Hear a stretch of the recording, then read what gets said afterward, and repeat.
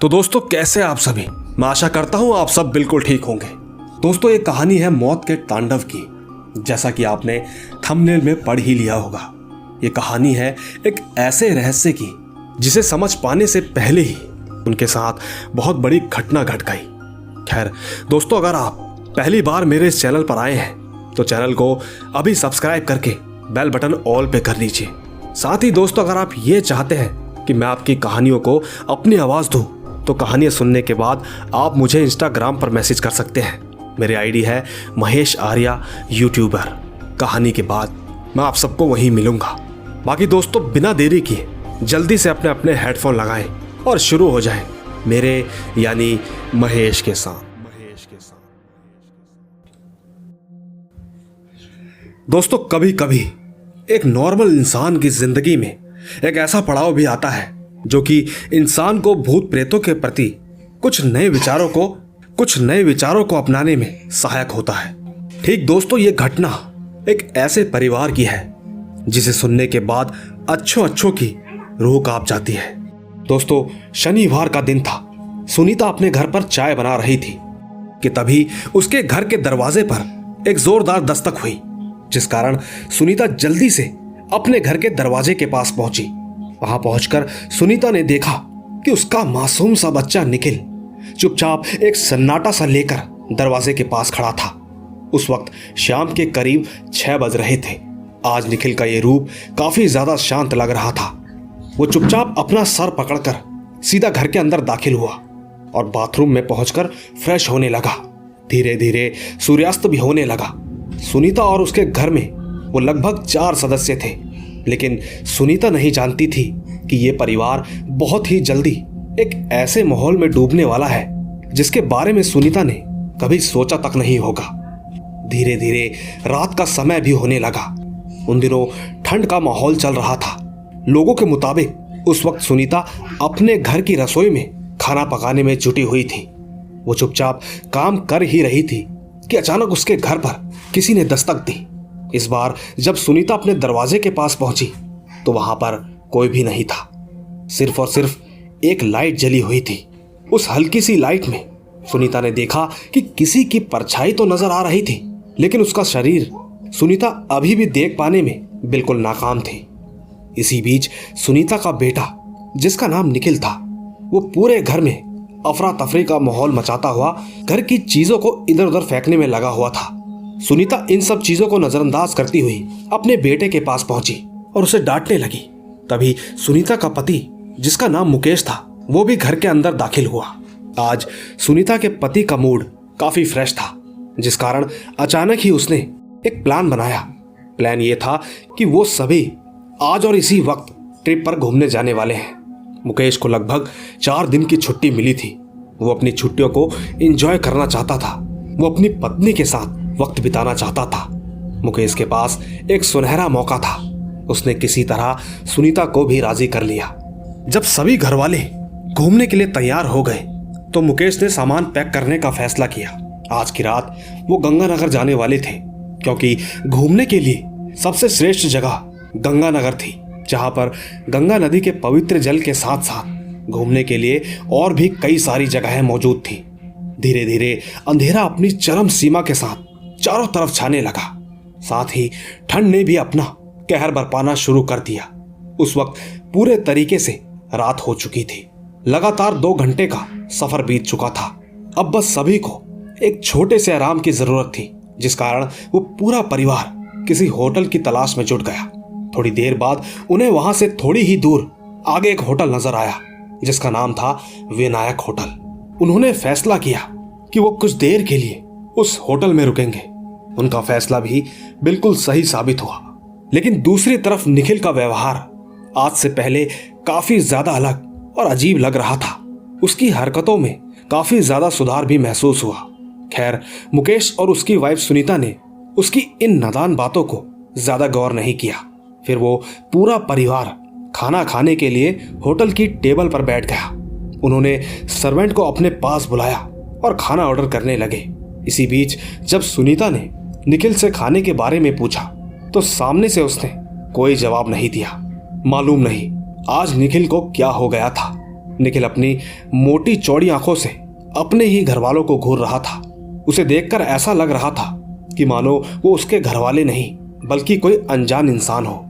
मुकेश के साथ साथ सुनीता और उसकी बेटी भी निखिल के इस बर्ताव से अब काफी ज्यादा परेशान हो चुके थे। उन्होंने निखिल को कई बार पूछने की कोशिश की, लेकिन निखिल कोई जवाब तो दूर की बात है, बल्कि वो तो किसी पत्थर की मूर्ति की तरह चुपचाप शांत ही बैठा रहा। सभी लोग उसे पूछ पूछ कर थक चुके थे। वो सोच रहे थे कि इतना बदमाश और शैतानी बच्चा आज शांत क्यों बैठा है, लेकिन उसने अब तक कोई जवाब नहीं दिया था।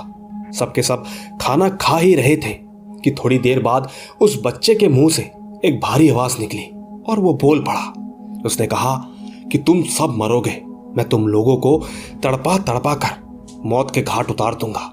दोस्तों, निखिल के मुंह से यह बात सुनकर मुकेश को विश्वास नहीं हुआ। वो अपने ही बेटे की जुबान से ये बातें सुनकर उसे डांटने ही वाला था कि अचानक निखिल बेहोश होकर सीधा जमीन पर गिर पड़ा। मुकेश जल्दी से वेटर को आवाज देते हुए बुलाने लगा। वेटर को भी निखिल की दशा में कोई सुधार नहीं दिख रहा था। वो जल्दी से उसे कमरे में लेकर पहुंच गए। उन्होंने निखिल को एक बेड पर लेटा दिया। पास पड़ी बोतल से निखिल के चेहरे पर पानी की कुछ छींटें मारी गई, जिसके बाद कुछ ही पलों में निखिल को होश आ गया। इस बार निखिल का व्यवहार एकदम नॉर्मल लग रहा था। वो अपने माता पिता से अच्छे से बात कर रहा था, लेकिन दूसरी तरफ उसके साथ में अब क्या क्या बीत रहा था, ये बात किसी से छुपी नहीं थी। मुकेश और सुनीता इस बात को लेकर चिंता जताते हुए अपनी गाड़ी के अंदर दाखिल हुए। होटल से निकलते ही निखिल अपने तूफानी मूड में पहुंच चुका था। वो दोबारा अपनी शरारती हरकतों से अपने घर वालों को परेशान करने में जुट गया। अब ये हंसी मजाक या एक छल था या फिर एक छलावा, पर थोड़ी ही देर बाद मुकेश अपनी गाड़ी में सवार होकर वापस चलने लगा। गाड़ी के अंदर पता नहीं क्यों पर एक अजीब से सन्नाटे ने अपना रंग जमा लिया था। कार रफ्तार के साथ साथ उस हाईवे के अंधेरे को चीरने लगी। ऐसा लग रहा था मानो वो परिवार किसी शमशान घाट के अंदर से गुजर रहा था। सड़क पर दूर दूर तक किसी इंसान को तो छोड़ो, गाड़ियों की भी हलचल नहीं थी। उस वक्त कार में भी सन्नाटा पसरा हुआ था। थोड़ी ही देर बाद अचानक से मुकेश को एक बार फिर से वो पुरानी आवाज सुनाई दी, जो कि होटल में उसने अपने बेटे के मुंह से सुनी थी। ये सुनते ही जैसे ही मुकेश अपने पीछे मुड़ा तो पाया कि ये आवाज इस बार उसके बेटे के मुंह से नहीं बल्कि सुनीता के मुंह से सुनाई दे रही थी। अपनी बीवी की ये अवस्था देख आज मुकेश सच में घबरा सा चुका था। इससे पहले मुकेश ने अपनी जिंदगी में ऐसे शब्द कभी नहीं सुने थे। मुकेश अपनी पत्नी की तरफ देख ही रहा था कि अचानक उसकी पत्नी भी बेहोश होकर कार की सीट पर गिर गई। मुकेश ने तुरंत गाड़ी को साइड में लगाया और फिर अपनी पत्नी के चेहरे पर पानी के छींटे मारने लगा। कुछ देर तक मुकेश के साथ साथ उसका बेटा भी चिंता में डूब चुका था, लेकिन थोड़ी देर बाद ही जब सुनीता को होश आया तो होश आते ही उसका सर चकराने लगा। उसे काफी तेज चक्कर आ रहे थे। मुकेश ने उसे तुरंत पानी पिलाया। सुनीता ने बताया कि उसे अपने सर पर काफी भारी भारी बोझ महसूस हो रहा है। मुकेश ने तुरंत अपनी जेब में से सिगरेट निकाली और ठीक अपने बेटे के साथ सड़क पर टहल ही रहा था कि अचानक पता नहीं कहां से एक तेज स्पीड में दौड़ती हुई ट्रक, जिसका अचानक ही संतुलन बिगड़ गया, वो सीधा मुकेश की गाड़ी की ओर बढ़ी। पर इस बार अपनी किस्मत से मुकेश तो बच गया, लेकिन उस ट्रक ने मुकेश के बेटे को बुरी तरह कुचल दिया। हालांकि अब भी उसकी सांसें चल रही थी। मुकेश ने बिना देरी किए अपने बेटे को गाड़ी में बैठाया। वो तुरंत ही वहां से कार भगाता हुआ तोदी नामक एक बड़े अस्पताल के पास पहुंचा। अस्पताल वालों ने तुरंत निखिल को भर्ती कर लिया। मुकेश के जहन में सिर्फ एक ही बात चल रही थी और वो ये थी कि क्या उसका बेटा सेफ है। मुकेश अपना सर पकड़कर बाहर बेंच में बैठा रहा, लेकिन थोड़ी ही देर के बाद डॉक्टर रूम से बाहर निकला और मुकेश से कहने लगा। उसने कहा कि तुम्हारा बेटा अब इस दुनिया में नहीं रहा। मुकेश और सुनीता के ऊपर दुखों का पहाड़ टूट पड़ा। सभी को विश्वास नहीं हुआ कि आखिर कब क्या हो गया। मुकेश की पत्नी एकदम टूट चुकी थी। उसके बहते आंसू रुक नहीं पा रहे थे। लगातार सब कुछ एकदम शांत सा हो गया। मुकेश और सुनीता के अलावा उसके परिवार में उसकी एक बेटी भी थी, जिसका नाम जीवा था। धीरे धीरे लगभग 5 साल बीत गए, तब जाकर कहीं उनकी लाइफ थोड़ी नॉर्मल होने लगी। उन दिनों उनकी जिंदगी में एक ऐसे हादसे ने जन्म लिया था कि शायद उस हादसे को भुला पाना मुकेश के लिए लगभग असंभव था। खैर, 5 साल के बाद एक दिन मुकेश जल्दी घर लौट आया। वजह यह थी कि उसका प्रमोशन और मुकेश के चेहरे पर हल्की सी खुशी साफ साफ झलक रही थी। सब लोग बस अपने घर पर आराम से बैठे हुए थे कि तभी अचानक से मुकेश के फोन की घंटी बजने लगी। मुकेश ने जब फोन उठाया और ठीक जो से आवाज सुनाई दी, उसे सुनकर मुकेश के पुराने घाव मानो एकदम से ताजा होने लगे। इस वक्त उसे इतना ज्यादा डर लग रहा था कि वो अपने शब्दों को बयां करने से भी कांप रहा था। दरअसल उसके फोन से एक आवाज आई। वो आवाज ठीक उसी तरह थी जब मुकेश ने अपने बच्चे और अपनी बीवी के मुंह से सुनी थी। इस आवाज को दोबारा सुनने के बाद मुकेश थर-थर कांप उठा। उसे विश्वास नहीं हुआ, पर हिम्मत कर उसने अपनी पूरी फैमिली को आज एक ही कमरे में रुकने का सुझाव दिया। कहीं ना कहीं मुकेश का ये फैसला एकदम सही भी था। धीरे धीरे वो सभी अपनी आंखें बंद करके बिस्तर पर आराम से सो रहे थे, पर तभी मुकेश को दरवाजा खटखटाने की आवाज सुनाई दी, जिस कारण मुकेश बिना कुछ सोचे समझे अपने बिस्तर से उठा और बाहर निकल गया। साथ ही मुकेश ने दिमाग से काम लिया। जब उसने दरवाजे के नीचे से देखा तो वहां पर उसे कोई परछाई नजर ही नहीं आई। उसे ये बिल्कुल ही समझ नहीं आया कि अगर इंसान की परछाई ही नहीं है तो भला बैल कौन बजा रहा है। बैल को लगातार बजता देख मुकेश लगातार उस दरवाजे के पास खड़ा रहा। थोड़ी देर बाद उसे संदेह होने लगा कि शायद इसके पीछे किसी बुरी ताकत का हाथ है, लेकिन सवाल अब भी वही था कि आखिर वो था कौन। थोड़ी देर बाद उसे संदेह होने लगा कि जरूर इसके पीछे किसी बुरी ताकत का हाथ है। मुकेश इस बात को सही से समझ ही नहीं पाया, लेकिन बाद में वो दरवाजा खोलने पर मजबूर ही हो गया। हिम्मत कर जब उसने अपने घर का दरवाजा खोला तो उसका पूरा शरीर थर थर कांप उठा। वो ना चाहते हुए भी उस कोहरे के माहौल में जोरों से चिल्लाने लगा, क्योंकि उसने अभी अभी सामने उसकी बेटी की कटी फटी लाश देखी थी।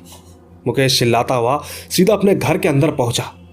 हड़बड़ी में उसकी नजरों ने देखा कि उसकी बेटी तो आराम से बिस्तर पर सो रही थी।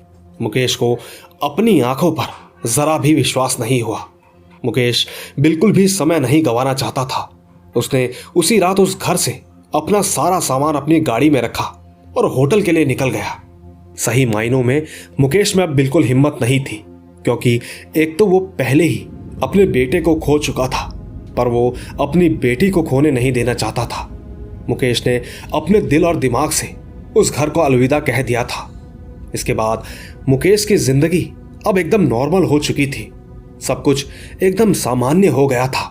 साथ ही इस घटना को बीते आज कई साल बीत चुके हैं, लेकिन आज भी कहीं ना कहीं मुकेश को दुख होता है कि वो सही समय रहते हुए भी संभल नहीं पाया।